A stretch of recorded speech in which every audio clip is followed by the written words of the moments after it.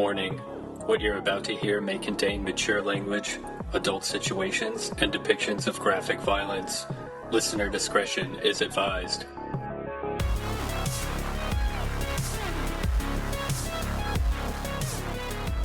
Well, should we do it? Should we get on to our Mutant Mayhem series? Yeah, I guess so. Hey guys, it is the Trash Heap Podcast, the show where we give discarded gems a second chance and are out to prove there are no garbage opinions. No garbage movies, only garbage opinions. You're so close. I really love the enthusiasm, though. Yeah, I'm going to have to pump it up for this one because I got nothing on this episode. Got nothing. You know, sometimes when I'm at my lowest is when I perform at my best. Yeah, I think we'll rise to the occasion. Yeah, you know, I'll come in with like pretty good energy some days, and then I just kind of like coast. But when I have nothing going on, when the tank is empty, then I just set those fumes on fire. And yeah, it's the last the last 10 miles that really count. So right. We're going to get it figured out. So we've been talking about mutants. Last time we talked about, I have no idea. Oh, Ninja Turtles. Ninja Turtle. Yeah, we talked about that. Today we're going to talk about Gremlins 2, because in Gremlins 2, if you're not aware, the Gremlins mutate and they turn into mutants. We're potentially going to talk about one other mutant movie to be announced. And TBA. Then we'll be done with mutants forever. We'll never engage with mutants again. Yeah. We're at a crossroads here, though, where I guess it's not a crossroads, it's more of a Y, where we could either branch into more mutants or we could branch into Joe Dante movies. Because, man, what an interesting guy. I would rather branch into Joe Dante movies myself. The director of such films as Gremlins and Gremlins 2, The New Batch. Piranha, but not Piranha 2. Right. And The Howling, but not The Howling 2. Is there any other sequels in his filmography? No, I don't think so. No. No, he doesn't like sequels. And that's kind of the big story with Gremlins 2 is Warner Brothers, because Gremlins was such a massive financial hit, they said, Joe, we got to get you back for Gremlins 2. And he said, no way. My perfect Norman Rockwell with Critters story is done. Please leave me alone. I'm going to make a different movie. And they did for a little bit, and they're like, nah, we don't have any good ideas. We'll let you do it with total creative freedom. You can do whatever you want. Just please make Gremlins 2 for Warner Brothers. And then he did it. Okay. Yeah. He did like a Twilight Zone style, like you'll get your wish, but there's going to be consequences. You're not going to like it. Yeah. It's very much like a self-referential, like making fun of sequels, making fun of merchandising. Making fun of Warner Brothers. Making fun of Warner Brothers, all these things.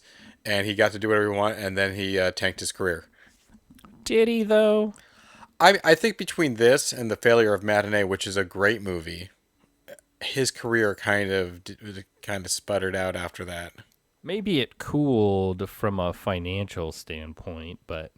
Well, he was sitting pretty, he was a surprisingly hot commodity, where he had a surprise bunch of hits, and he had, of the quote-unquote weird directors, he had a little bit more freedom than a lot of them did at the time, and net currently, and then that freedom kind of went away. It's interesting to look back at the career of a director.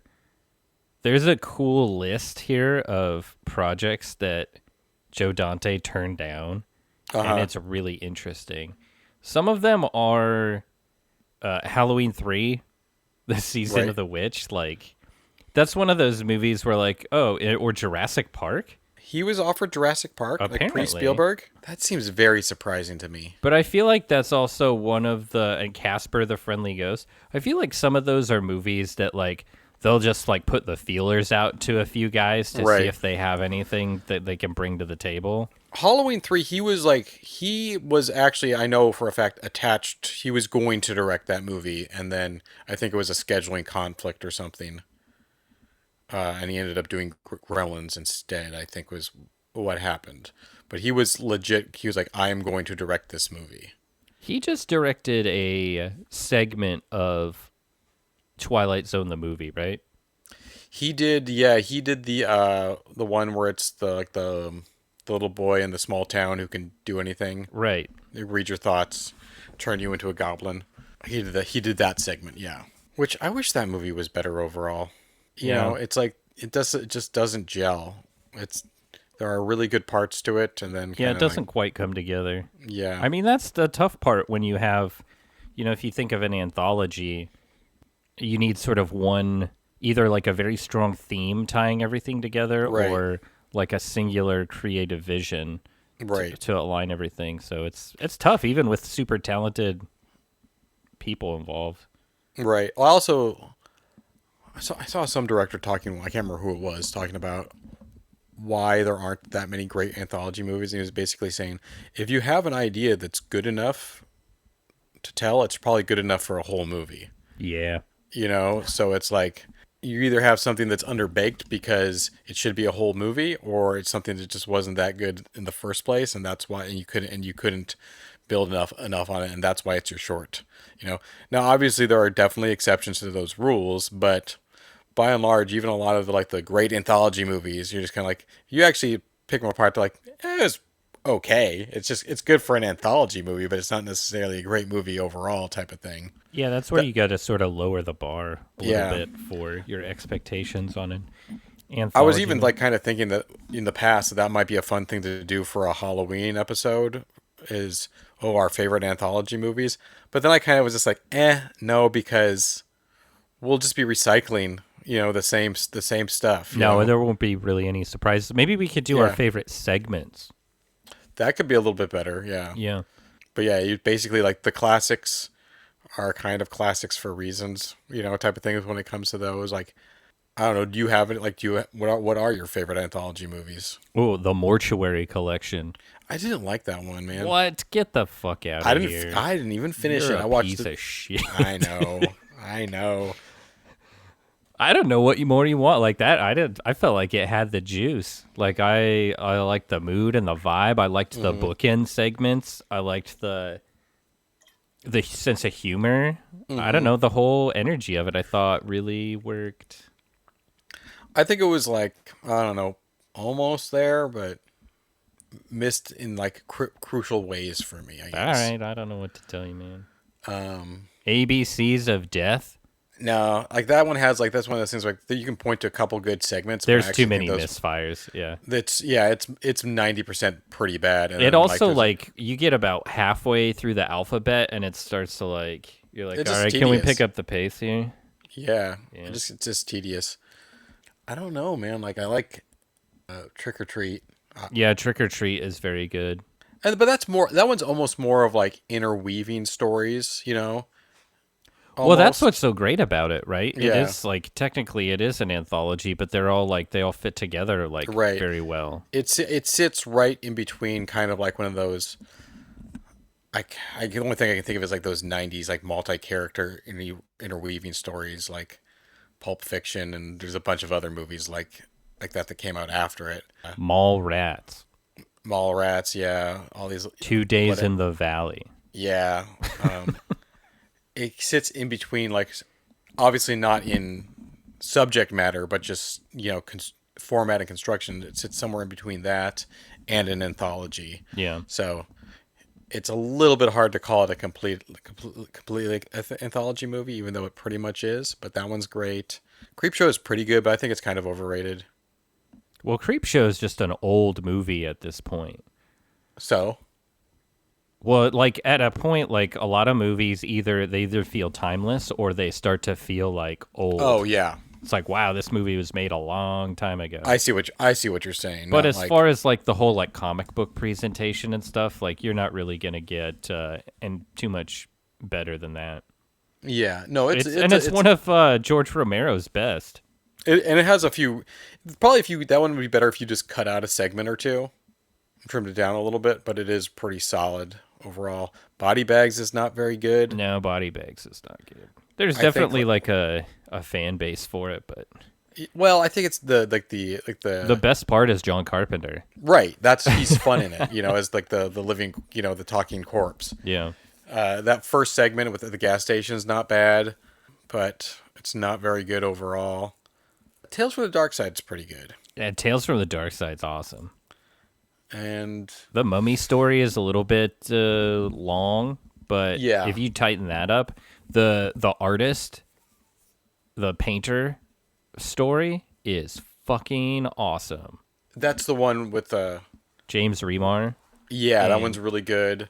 The cat one is really yeah, The good. Cat from Hell is awesome. That ending is an all-time banger. Unbelievable. Oh, you know what's a good anthology? I mean, this is like we think of them as horror movies, but the Coen Brothers, the Ballad of Buster Scruggs, their Western anthology movie is really good. You never even seen it, I didn't finish it actually. I quit like really? halfway through. Yeah, for some reason it like rubbed me the wrong way. Not from any like moral standpoint or anything like Yeah. that. I was just like, maybe one day I'll finish it. Did you A get lot to of this- people did like it. Did you get to the segment with Tom Waits as the gold prospector? Maybe. That's the best one. That's the best one. Of course you like Tom Waits. Okay, yes, I am a Tom Waits fan. That is not a secret, but he has not necessarily always been in great movies. It's he. God, I feel like there's one that's on the tip of my tongue that's like I usually cite as like my favorite anthology movie. I just can't think of it. Whatever. That has nothing to do with mutants. No, but it was a fun little tangent. Aside, yeah. Yeah. So let me ask you a question, Keith. Because for me, I remember very specifically. I grew up. I loved Gremlins. Was one of my favorite things as a little kid. Oh, was it Cat's Eye? I don't like Cat's Eye. Oh, okay. I think there's maybe a segment in Cat's Eye that I think is okay, but I can't even remember what they are, other than like the little goblin on the record player. When I don't like that one. Oh, it's probably Tales from the Hood. No, I don't like that one so much either. Oh. It's fine. I don't like hate it or anything, but that's another one where it's like there's one or two segments I think are pretty good, and the rest I don't think is great, and it's really cheap looking. I like the kind of like the wraparound, interlude segments with the old man and stuff, but I'm not a big fan of the movie overall. So yeah, Gremlins 2. Yeah, Yeah, when I was a Mogwai. kid, I had the Gremlins 2 trading card set. Oh yeah. Not enough mutants in that one. Too many people. Well, here's what I want to ask you, because I remember when this movie was coming out, I was really excited for it, and one of the things I was really excited for was all the different types of gremlins. Yeah, Right. of which there are many. Because in the previews, they really there's the flying gremlin, there's the electricity gremlin, there's the spider gremlin, there's the vegetable gremlin, Oh, I there's love the the smart vegetable gremlin. There's the lady gremlin, there's all these things, and I was excited for it because of that, which is actually one of the things the movie is making fun of, is just the concept of like, well, we got more and bigger and crazier, monsters in this one. There's like these a aren't your- second string too. There's like the biker tattoo artist gremlin. Yeah. Who's like tattooing the there's- Warner Brothers logo on the chest of another gremlin. I mean, that kind of exists in the first one too, like when they go to the bar and there's the gremlin dressed up as the blues man. His voice is, he's like, Yeah, and then there's like the aerobics gremlin, like that exists oh yeah. within the first one to a certain degree. But then I never saw the movie. I never saw it. I don't know why. I didn't see it until I was an adult, and I've seen it. So this was only and the all that second, childlike wonder had been sort of squeezed out of you. right? And I'll honestly say the first time I watched, this is the second time I've watched Oh Gremlins. wow. It was for this show. The first time I watched it, I was like, whatever. I enjoyed it a lot more this time around. I'm glad to hear that. What has been your experience and journey with it? Yeah, I was hyped as a kid, and I don't think I think I saw it as a teen or like a maybe 12-year-old or something like that. Mm-hmm. And I loved it. It had all the wacky, crazy gimmicks, and the special effects budget was like tripled. And so everything looked amazing. Back then, I didn't care about the story or anything. Right. I love the basic setup of Gizmo is still living at the Curiosity Shop in his little cage, and now he's addicted to television. Yeah. He loves... It's kind of twisted, actually. Like, he immediately flips on a television and starts internalizing the messages of Rambo, the government-trained killing machine. Yes. It's like, uh-oh, this can't be good. Well, yeah, it's like this, you know, like a lot of the stuff in Gremlins 2 is a little bit on the nose, but I guess that's the point, because it is this, like you said earlier, like, oh, I hate sequels. You're going to make me make a sequel. Okay, well, be careful what you wish for, because he just makes fun of all this stuff and like all the tropes of sequels, the fact that studios want to milk everything for every penny, you know, so it's the whole plot of the movie is about this big, like, kind of, I guess he's kind of like, they kind of allude to him being like Donald Trump. He even has like a book that has the same cover as Art of the Deal, and it's Clamp. You know, I think it's his name, right? Yep, Daniel Clamp.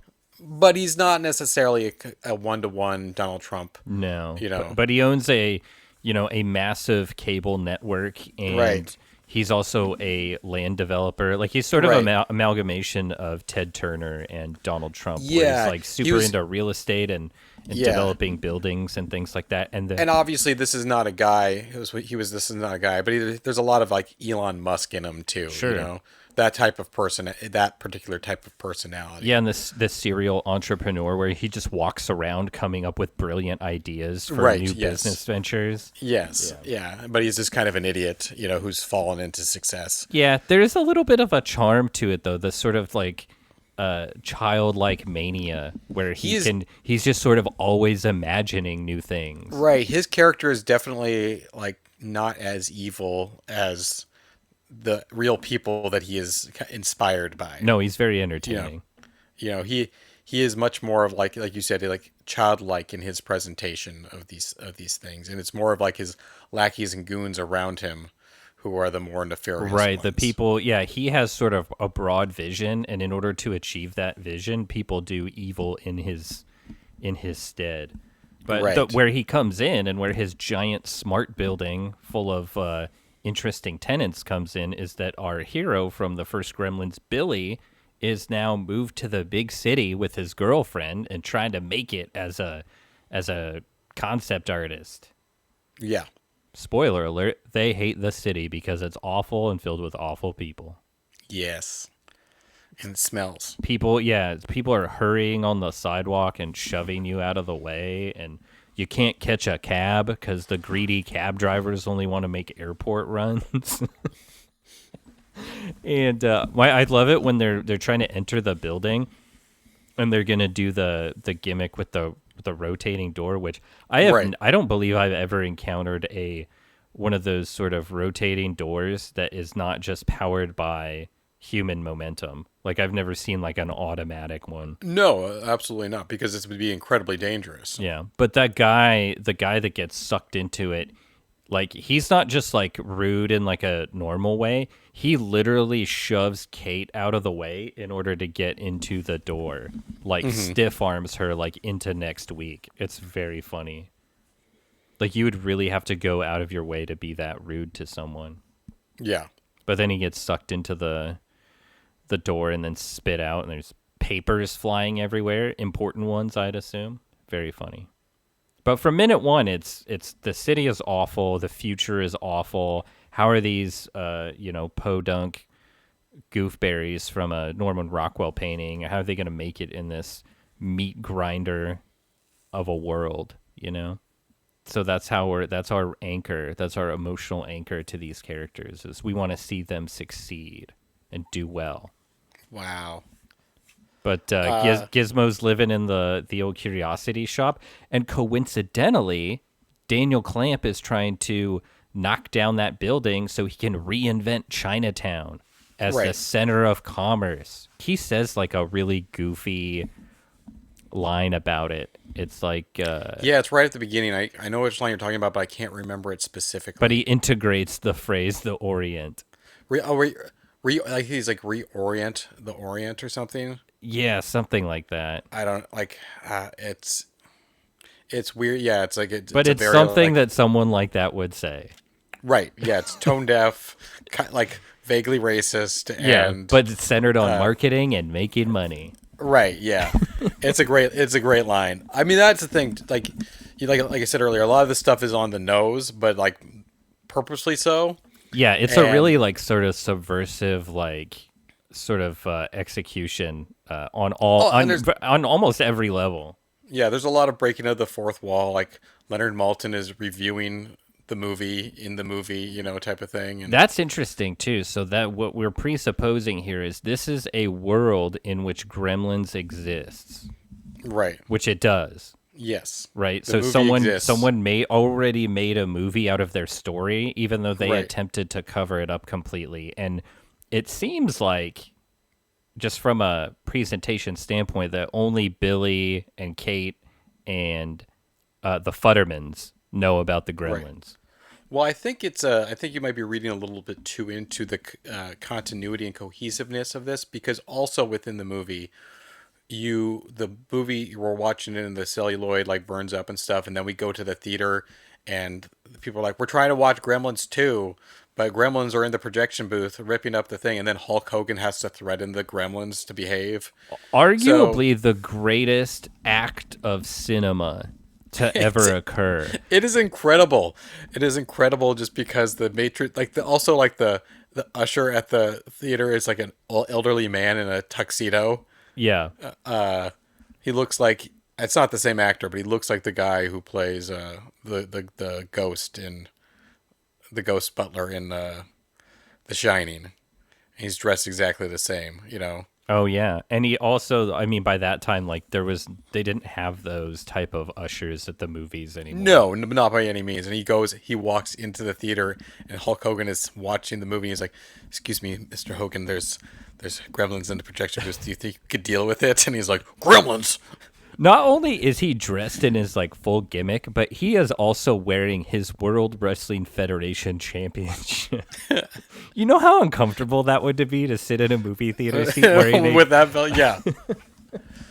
So there's lots of things like that. But that's and, such an incredible, like, imagine going to the theater and like that starts happening, like that the moment where their two characters are talking and then you start to hear the film crackle and then like Right. it all like burns up to white.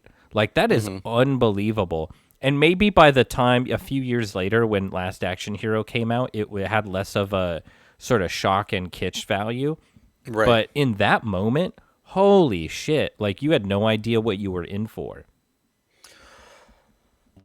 Right. Well, also it's like this movie. I don't know. I kind of wish I had seen it as a kid, because I think I would definitely have enjoyed it on different levels. I would have enjoyed the things that they were making fun of as a kid. Like I would have like, I like all the different gremlins, because mutant gremlins is cool. And then as I got older, I'd be like, oh, they're making fun of that trope in movies. But this movie was not like hugely successful when it came No, out. apparently it's a big right? bomb.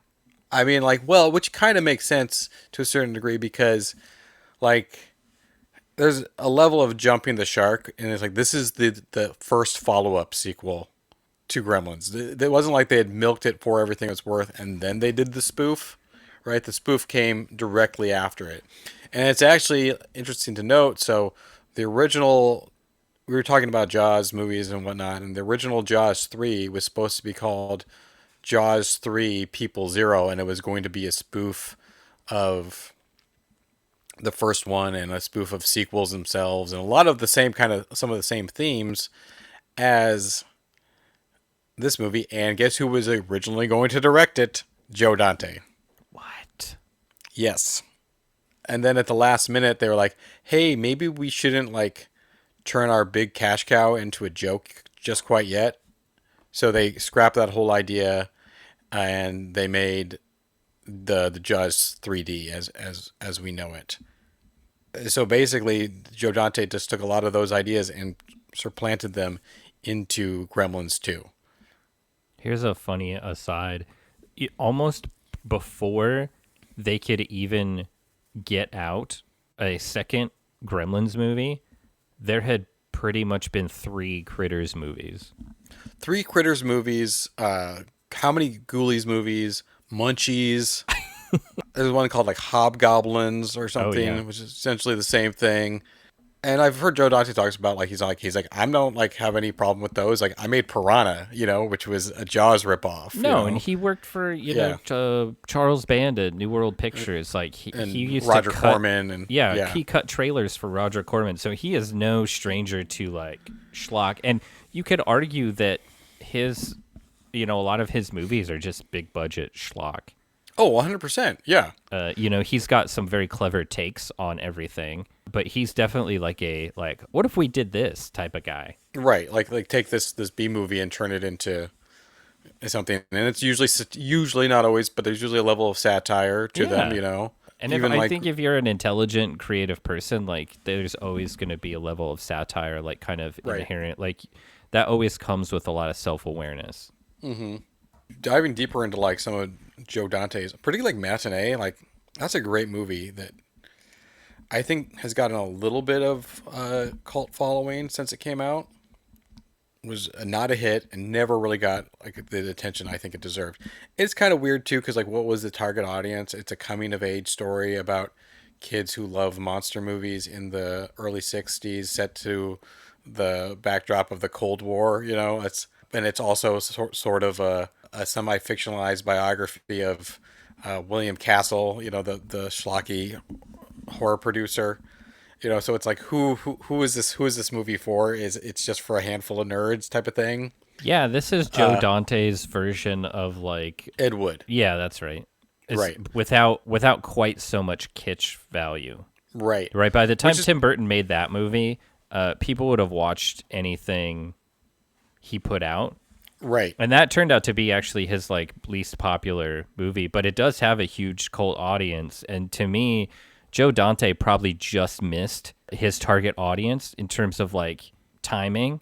Mm-hmm. And I bet like soon enough, there's going to be a new generation discovering that. And I think also Joe Dante, despite him being a very successful director, it doesn't seem like he gets discussed in kind of the same way like Wes Craven or John Carpenter or people like that are discussed, because he's in this weird middle part where he's making genre movies, but he's not so synonymous with a single genre that he gets sort of bantied about. Yeah. But he made The Howling, he made Explorers, Inner Space, The Burbs. Like The Burbs is, I don't know about you, but as I have gotten older, that movie I liked it as a kid, but that movie has become more and more of a staple. Like I'm watching that movie like every year. Right.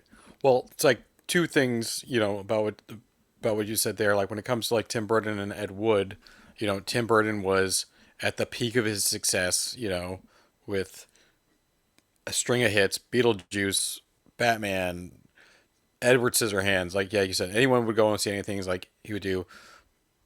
Johnny Depp is like the peak of his rising stardom. It's presented much more as a comedy. So it's not, and even though that wasn't like a hugely successful movie, or it wasn't as financially successful as his previous films, it wasn't a bomb by any means, and it was also ended up being like an Oscar-winning movie for technical features. Like it won like best makeup. I think Martin Landau won best supporting actor, whereas Matinee, it's when I say the target audience, it's like who I think if people saw the movie who aren't even interested in old monster movies or any of this stuff, they saw it, like they'd be like, oh wow, this is a really good movie. But like the selling points of the movie just weren't there as much as for just Joe Sixpack to go see a movie, weren't there as much as Ed Wood. No, it was for people Joe Dante's age. Right, right, who were not necessarily going to the movies. And I remember I saw it when it came out because I was like, I like monster movies, right? But I wasn't necessarily like the base market for like the entire public. I said that kind of backwards, but I think you know what I meant. But yeah, in terms of like him not really getting just talked about in general, like if you look at his filmography, between Piranha and Matinee, it's like pound for pound, he's delivering, every single time. He maybe is not having as big a hits as some of these other guys, but you're talking comparing Wes Craven, like, yeah, maybe he never had his hit quite as big as Nightmare on Elm Street, but he also never made Shocker or, Deadly Friend. Deadly Friend. Yeah. Like, he like just pound for pound in terms of just like knocking it out of the park in terms of quality and at least modest success. Yeah.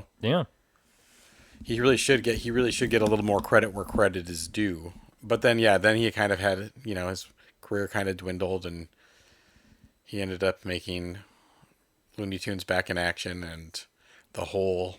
He did make the edgy version of Toy Story, Small Soldiers. Right, which I never saw that one. It's pretty solid. Yeah, but I think that was also like not a huge hit too, right? It was supposed to be like a big movie. Yeah, I think it was like moderately successful, but not quite the monster. I think it was kind of like, okay, you just did Gremlins 2 and Matinee. You need a hit to save your career, and then they dumped a lot of money into Small Soldiers. And I remember there's a lot of marketing tie-ins, Yeah, and whatnot, and then it was not a huge success. But maybe we should do a Matinee Small Soldiers double feature. yeah, sure, why not? Because it's a matinee, it has to be a double feature, right? Yeah, we'll do a trash heap salute, toilet flush, to Joe Dante. Absolutely. But I guess we should get back to Gremlins 2. I just want to talk about this Joe is Dante. Gremlins 2 is Joe Dante just unchained. They cut him loose, and he went fucking berserk. Yeah. And I did dramatically like this one a lot more. You know what's great about this movie? Yeah. Not much Gizmo in it. Yeah. It's all about the Gremlins. He said, you want Gremlins? I'll give you Gremlins. Yeah. I'm going to put Gizmo in a fucking drawer and let these other Gremlins run free. And then when you see Gizmo, he's getting bullied and tortured and just dunked on.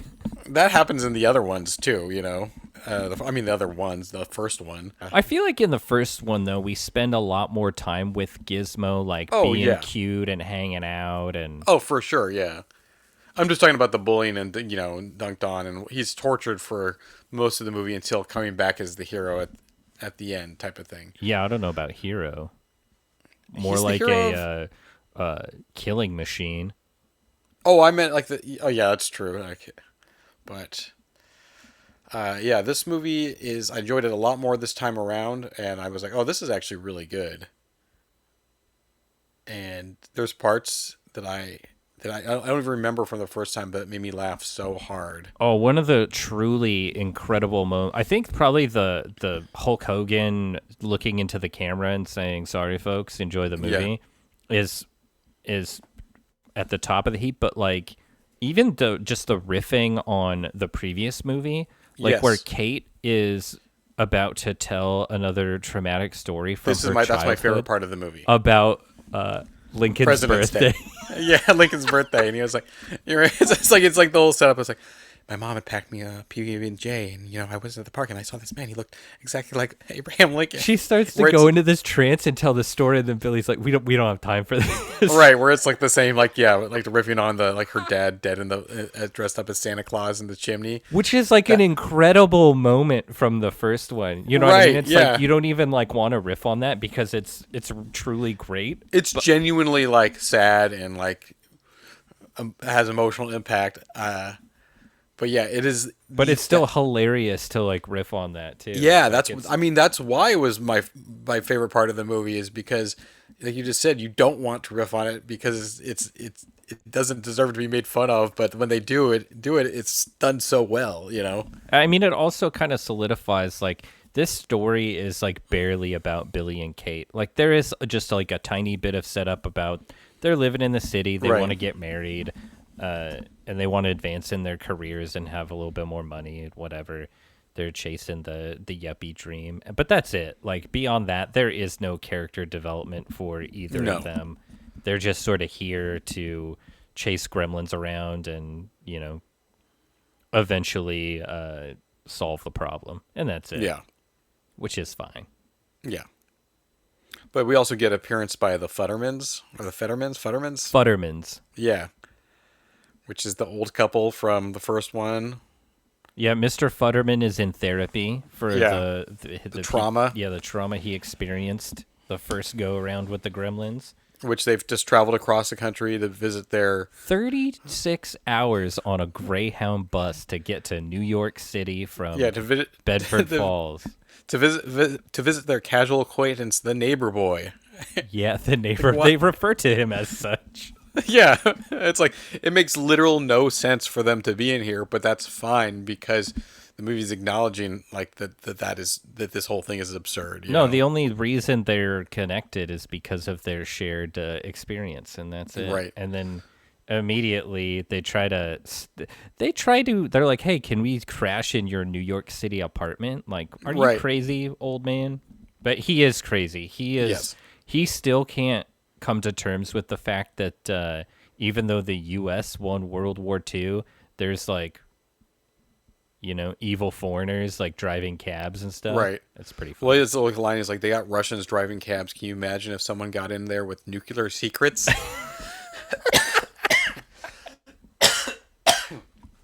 like some like government agent with a briefcase full of nuclear secrets is going to get in this cab. Yeah. It's pretty great. It's pretty great. Now this place of business that Billy works at, and Kate as well with her funny hat, it's a cable network, but it also houses a ton of other, there's retail shops, there's a TV studio, there's a genetics lab, which is kind of the focal point. Mm-hmm. So after the Curiosity Shop is bulldozed, after the death of the owner, Gizmo is just sort of walking around the alley where he is kidnapped by a scientist on a specimen gathering mission. Right. Which is a funny sort of coincidence. And when he wakes up in the lab, you find out that Dr. Catheter, as played by Christopher Lee, and his clone lab assistants, they like to do some genetic experimentation. That they do. But it's fun to get to see Christopher Lee. Yeah, Christopher Lee's in this, As Dr. Catheter. Yeah. Do you think that there is... like I mentioned earlier, like how it's kind of crazy that this is the first sequel to the first Gremlins. Do you think if there was a sequel or two in between this, that this would have been more successful as the send up? Or, I mean, personally, I like the fact that it did go straight to this, because if you had put some in between, the whole thing would have been tired by that point. But do you think it potentially would have been more successful if they'd waited a movie for the spoof? The only way that could have worked is if they would have went in a different direction with a different director, and then brought back Joe Dante to sort of kill the series. You know what I mean? Yeah. I don't know who they would have gotten, but I don't know. Who knows? Maybe it would have ended up like a Nightmare on Elm Street, right? With a different director pairing, and like the tone of every single one is sort of a little off. And then eventually, because you could argue that this movie is much closer to Wes Craven's New Nightmare, right? Which came at the what was like 8th or 9th in the series, right? But I do like that the Joe Dante immediately was like, nope, we're putting this to bed right now. The only kind of similar comparison that jumps into my mind is like I was thinking about the Triple X movies, which are different for multiple reasons. But you have the first Triple X, which is one, it's just a dumb idea that everyone's taking seriously. And then you have the sequel to that, which is even dumber, but people are still taking it seriously. And then you have the third one, where it seems like everybody involved in it knows it's a joke except for Vin Diesel, which is incredibly entertaining. But I guess it's not really the same level of evolution, because you started with something dumb. enjoyable but dumb, Whereas Gremlins is just a home run in all respects. It really is like the perfect execution of a very good idea. Yeah. Like you can explain Gremlins in a single image, like a Norman Rockwell painting, but with like little critters like causing mayhem, like in every little corner and every Right. sort of detail. You know what I mean? Like that's it. Like that's a great idea. Like Right. when you can explain it and so succinctly. Now, so in this movie, they acknowledge all the people like making fun of the rules I really of love Gremlins. that. Like I Yeah. really like that's the perfect like, and I'm sure that was part of the critical backlash of the first one is starting Right. to poke holes in like that logic, and It's it's like, the well, same it's not thing that we midnight. Like, do. right. We It's complain like, about 'cause that kind of stuff all the time. Oh yeah. well, actually, Well, it's like, so they in this movie they go like, well, what if you eat something before midnight, but there's something stuck in your teeth, and then it falls out, and then you swallow it? Does that count? And all this stuff. And yeah, we poke holes and plot holes and stuff. It actually really bothers me when people complain about that in Gremlins. I mean, I shouldn't say it really bothers me. I don't give a fuck, but I think it's stupid when people complain about that because clearly, like, the whole thing centers around some sort of mythical little monster. It's not. Like they go in to get this mogwai. And it's like, oh, it's clearly not. It's a magical animal, right? yeah, these rules are not science Right. based. They're So it's probably like, just a good guess. right. So it's just like the magic rules are totally fine because this is a magic little thing that can talk and do this stuff and is based off. Well, one, like it's mogwais and gremlins are both based off pre-existing folklore that are not, this movie in China. A mogwai is like a little goblin demon thing that doesn't produce via water, but reproduces when it rains. Like that's its mating season. Oh. And then Gremlins is comes out of I mean, that was world. like when anything mechanically went wrong, they're like Right, blaming it on imaginary creatures. but like specifically out of World War II, Yeah. and that's where the concept of Gremlins gets introduced in the movie is from Mr. Fetterman being like, it's these foreign car makers, and they put gremlins in everything. They got little gremlins they put in your watches. I remember him from World War II. He's like ranting about it Yeah, drunk. So nothing used to break. like at no point are the creatures themselves referred to as gremlins by any character. They're always just mogwai, but that's just one evolution of the mogwai, right? Of this magical creature from folklore. So the rules of like don't eat it, feed it after midnight are totally fine in this fantasy story. It's not. Yeah. At no point do they try. It bothers me when they try and make something. They try and give something a legitimate explanation and make it plausible, but then add an implausible rule. But that's not happening here. Well, in the great, how do you get yourself out of that situation? As the guy is mocking the rules and riffing on that, a gremlin immediately like comes out of the console and eats his face. And it's like, shut up. Like, 10 just out of watch the 10 out of movie. 10. 10 out of 10. Oh, this movie is really good. Like I said, when I watched, like I said, this is the only second time I saw it, and the first time I don't, probably just because I'd hyped myself up as a child and then didn't see it till later, and I was like, it's kind of a corny spoof, and I was just kind of like, whatever. But I really liked it this second time around. There is a point in this movie where it becomes Rick Baker's show. Yeah, And that moment is the scene where the gremlins break into the genetics lab and start just like chugging down random formulas with hilarious labels on them. yeah, and mutating and whatnot. Yeah, and they just start transforming into the goofiest shit. I think Baker arguably my favorite has to be the vegetable gremlin. It's really good. And that's the first mutant, but like, yeah, Rick Baker, to those who don't know, is a very prolific, respected makeup effects artist who did like American Werewolf in London and The Howling and Gorillas in the Mist and a lot of just he was like the biggest guy for a long time, and arguably still is in that realm, even though he's getting older and doesn't work as much anymore. But yeah, that scene it is definitely like a fun monster mash smorgasbord.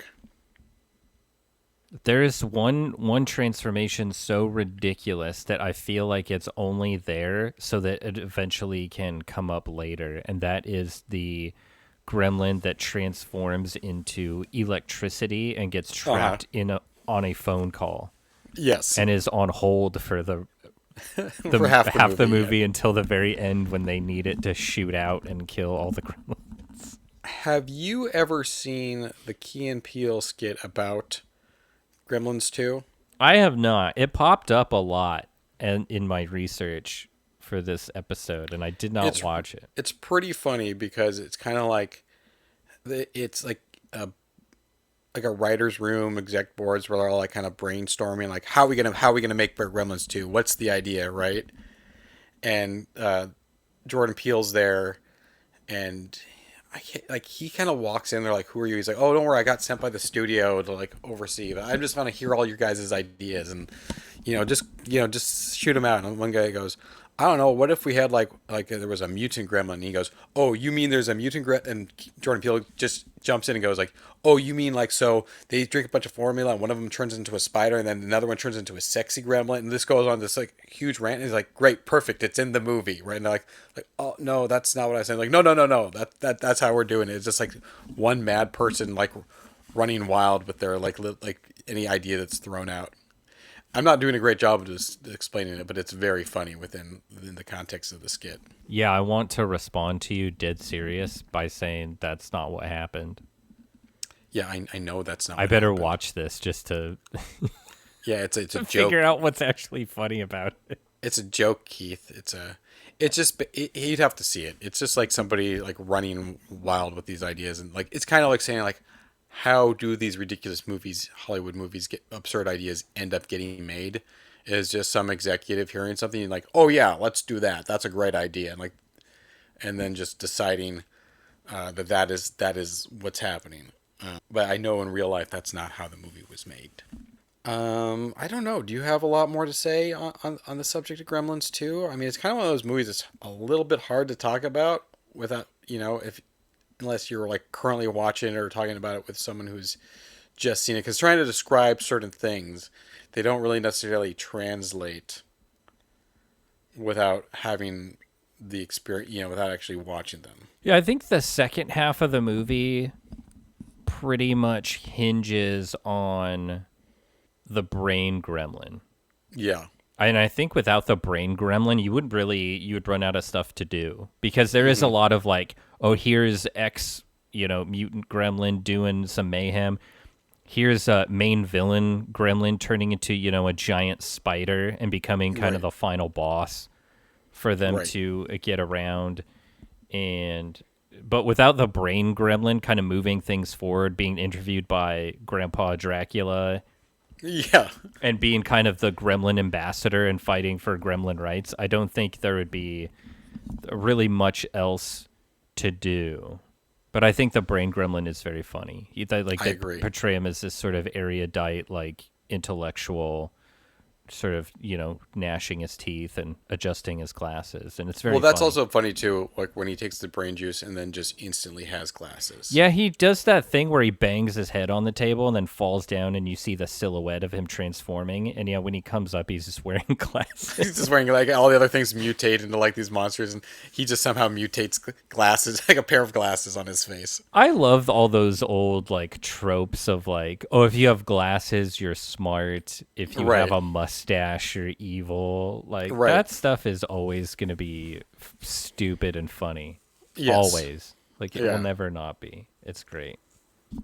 Yeah. It's great. But yeah, this movie is very funny. It's wall-to-wall gags and silly funny moments.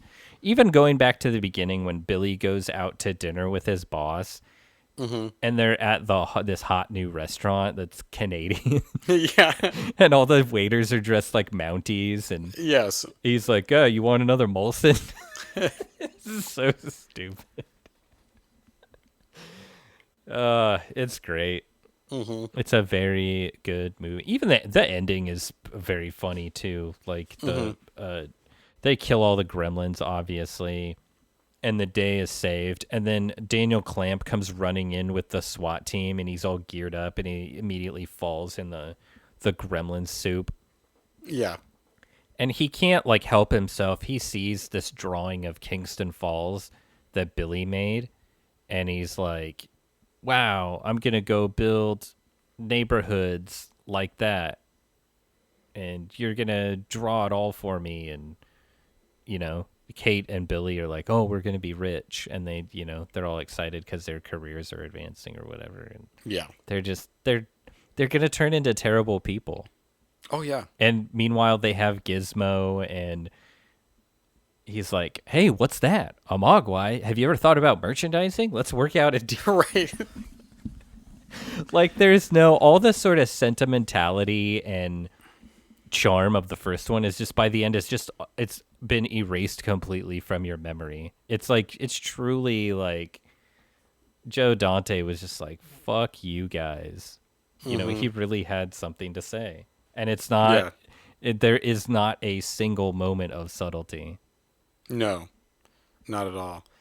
And a lot of times when you watch these, you know, Hollywood movies about like, with similar themes of just like, oh, the commercialism is bad and all this stuff. And it's like, it's a little bit hard to swallow, you know, because you're watching a movie that is all those things and they're but it's selling you on this message that is evil. It's kind of like we were mentioned when we were did Orca, the Killer Whale. It's like Free Willy is a movie about how whales shouldn't be kept in captivity, starring a whale in captivity, you know? Yeah. You know, and it's like, I just can't make the disconnect between that, you know? But this one succeeds where a lot of those similar type of intentions fail. It sure does. It's a real fine motion picture. It is. Well, I don't know. Yeah, I think for me at least, I can't really stretch this anymore. Do you have any this is final one of thoughts? those movies. Like, just go watch it. We could talk about it till the cows come home. We're just gonna ruin the gags for you. Just go watch it. Go watch the movie. What do you think, Keith? Are we gonna do another mutant movie or just segue into something else? I don't know. It's hard. There's not nearly as many mutant movies as you'd think. So we're going to do our best to try and find something. And if not, maybe we'll finally get to 2013's The Rest in Peace Department starring Ryan Reynolds and Jeff Bridges and see what those deados are up to. Who knows what the future can hold. You know, this is by the time this episode comes out, it will be September, and then we'll have one more episode in September, and then it's October, and it's time for Halloween. Oh, Trashoween is right around the corner. Yeah, so get your homemade papier-mâché masks on. And there we go. Fire up those pumpkins. All right. Well, yeah, I think that sums it up. Thanks for listening, guys. And Keith, what do you always say? Fire, the untamed element, oldest of man's mysteries, giver of warmth, destroyer of forests. Right now, this building is on fire. And until next time, the dumpster is closed. Goodbye, everyone.